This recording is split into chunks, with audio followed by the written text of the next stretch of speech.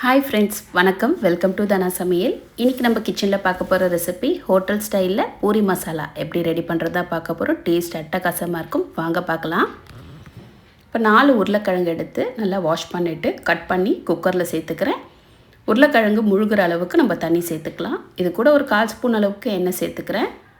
கூடவே 1/2 ஸ்பூன் அளவுக்கு மஞ்சத்தூள். இந்த உருளைக்கிழங்கு வேக வைக்கிறதுக்கு நம்ம கொஞ்சமாக உப்பு சேர்த்துக்கலாம். இப்போ எல்லாம் சேர்த்து ஒரு வாட்டி மிக்ஸ் பண்ணிவிட்டு குக்கர் லிட்டு போட்டு க்ளோஸ் பண்ணி ஒரு 4 விசில் வச்சு வேக வச்சு எடுத்துக்கலாம். இப்போ உருளைக்கிழங்கு 4 விசில் ரெடியாக இருக்கட்டும். இப்போ அடுப்பில் கடாயை வச்சு ஒரு 3 ஸ்பூன் அளவுக்கு எண்ணெய் சேர்த்துக்கிறேன். எண்ணெய் சூடானதும் 1/2 ஸ்பூன் கடுகு, 3 ஸ்பூன் அளவுக்கு கடலைப்பருப்பு எடுத்திருக்கேன். இந்த கடலைப்பருப்பு தான் இதில் ஹைலைட்டே. நம்ம உருளைக்கிழங்கு மசாலா சாப்பிடும்போது வாயில் அங்கங்கே கடிப்படும். அப்போ டேஸ்ட் ரொம்ப அட்டகாசமாக இருக்கும். கூடவே 2 கொத்து கருவேப்பிலையும் சேர்த்து நல்லா வதக்கிக்கலாம்.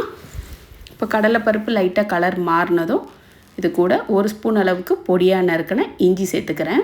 திருவி கூட நீங்கள் சேர்த்துக்கலாம்.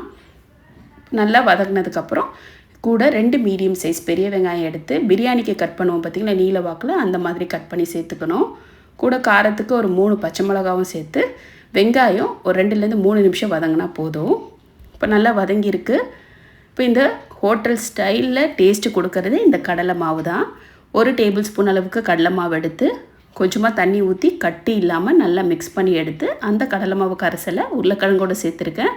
சேர்த்துட்டு கூடவே 1 கப் அளவுக்கு தண்ணியும் சேர்த்து நல்லா இந்த உருளைக்கிழங்கு மசாலாவோட அந்த கடலை மாவு நல்லா வெந்து வரணும். இப்போது 1/2 ஸ்பூன் மஞ்சத்தூள், மசாலாவுக்கு தேவையான அளவுக்கு உப்பு சேர்த்துருக்கேன். 1/4 ஸ்பூன் அளவுக்கு பெருங்காயப்பொடி.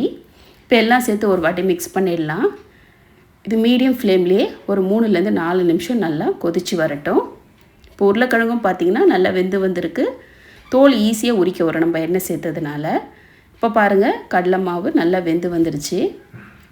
இது கூட நம்ம வேக வச்சுருக்க உருளைக்கிழங்கை நல்லா ஒரு மேஷர் வச்சு மசிச்சுட்டு நம்ம இதோடு சேர்த்துக்கலாம். இப்போ கொஞ்சம் கெட்டியாக இருக்கிற மாதிரி இருக்குது. இது கூட கொஞ்சமாக தண்ணி சேர்த்து நம்ம நல்லா மிக்ஸ் பண்ணிக்கலாம். இப்போ தண்ணி சேர்த்து நல்லா கிளறி கொடுத்துக்கலாம். ஒரு 3லேருந்து 4 நிமிஷம் மீடியம் ஃப்ளேம்லேயே வச்சோம்னா நம்மளுக்கு நல்லா ரெடியாகி வந்துடும். இப்போ பாருங்கள், ஒரு 4 நிமிஷத்துலேயே நல்லா சூப்பராக ரெடியாக இருக்குது. இதுக்கு மேலே பொடியாக நறுக்கின கொத்தமல்லி இலை சேர்த்துட்டு நல்லா ஒரு வாட்டி கலந்து விட்டுக்கலாம். கலந்து விட்டுட்டு நம்ம ஸ்டவ் ஆஃப் பண்ணிக்கலாம். டேஸ்டான ஹோட்டல் ஸ்டைலில் பூரி மசாலா சூப்பராக ரெடி ஆகிடுச்சு பாருங்கள். இது பூரிக்கு மட்டும் இல்லைங்க, மசால் தோசை கூட அட்டகாசமாக இருக்கும். கண்டிப்பாக உங்கள் வீட்டில் நீங்களும் ட்ரை பண்ணி பாருங்கள். ட்ரை பண்ணி பார்த்துட்டு உங்களோட ஃபீட்பேக் என்னோட ஷேர் பண்ணுங்கள். இந்த வீடியோ பிடிச்சிருந்தால் மறக்காமல் தனா சமையலை சப்ஸ்கிரைப் பண்ணி ஒரு லைக் கொடுத்துருங்க. நாளைக்கு வேறு ஒரு நல்ல ரெசிபியில் உங்களை மீட் பண்ணுறேன். தேங்க்யூ.